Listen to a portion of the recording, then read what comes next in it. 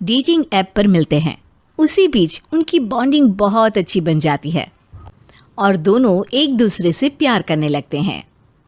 बस लॉकडाउन खत्म होते ही चट मंगी पट शादी। उससे पहले घर में बात तो कर लो। अरे माँ पापा कभी मना नहीं करेंगे। अमर की बात सुन रश्मि खुश हो जाती है। ऐसे ही दिन बीतते हैं और देखते ही देखते लॉकडाउन खुल जाता है, जिसके अगले ही दिन अमर अपने परिवार के साथ रिश्ता लेकर रश्मि के घर पहुंच जाता है। अभी लॉकडाउन खुला ही है और कोरोना तो ख़त्म भी नहीं हुआ, इसलिए ज़्यादा कुछ ना करके अगले कुछ दिनों में छोटे फंक्शन के साथ शादी कर लेते हैं। अमर के पापा की बात पर सब सहमत हो जाते हैं। कुछ दिन बाद दोनों की शादी हो जाती है और रश्मि अपने ससुराल पहुंच जाती है। बेटा, शादी तो तूने अपनी मर्जी से कर ली, लेकिन बहू को बोल देना इस घर में हुक्म मेरा ही चलेगा, इसलिए अपना राज जमाने की कोशिश भी ना करें। माँ, रश्मि को यहाँ सिर्फ प्यार, आशीर्वाद और अपनापन चाहिए, पैसा या राज नहीं। बेटी की बात पर सास मुंह बनाए वहां से चली जाती है और अब वो हर रोज रश्मि को परेशान करना और ताने देना शुरू कर देती है।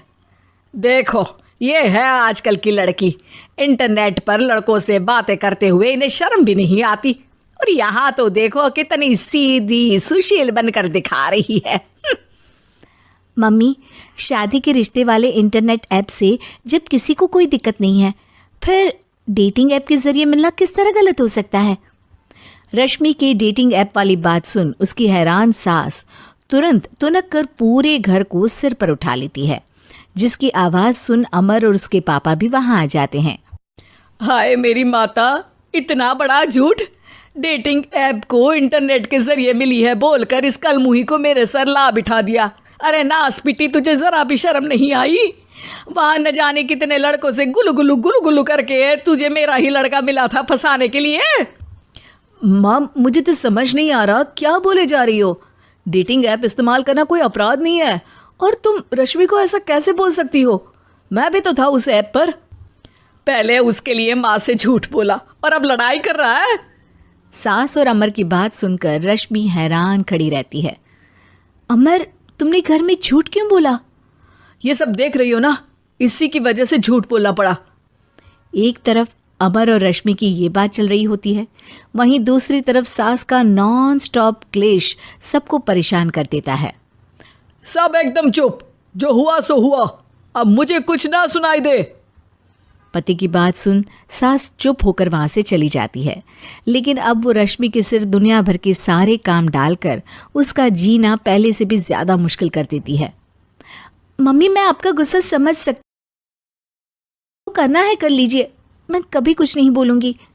उम्मीद है किसी दिन तो आपका गुस्सा शांत होगा और नफरत प्यार में बदलेगी। रश्मि की अच्छाई को उसका नाटक समझकर सास गुस्से के 7वें आसमान पर चढ़ जाती है और उसी शाम रश्मि को नीचा दिखाने के लिए अपनी सहेलियों को घर बुलाकर उसकी बुराइयां करने लगती है।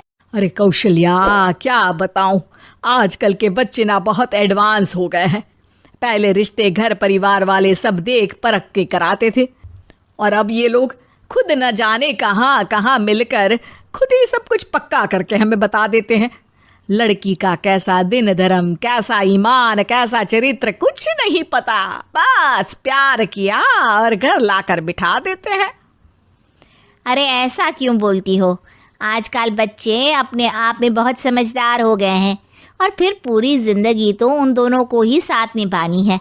अपनी पसंद से शादी कर भी ले तो क्या दिक्कत? तू ही देख ले, पहले इतना अच्छा बेटा और अब सोने पर सुहागे जैसी सर्वगुण संपन्न बहू। और पता है, अभी कुछ दिन पहले मेरी बेटी ने मुझे डेटिंग ऐप के बारे में बताया, जहाँ लड़का लड़की अपनी पसंद से अपने आप एक दूसरे को चुन लेते हैं, और फिर अगर सब सही रहता है तो बात आगे भी बढ़ जाती है। अरे इसमें इतना खुश होकर क्या बता रही हो? ये तो गलत है। न जाने कौन क्या है, कितना झूठ कितना सच है।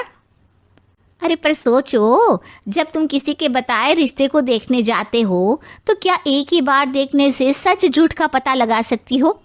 ज़रूरी नहीं कि बच्चों का लिया फैसला हमेशा गलत हो।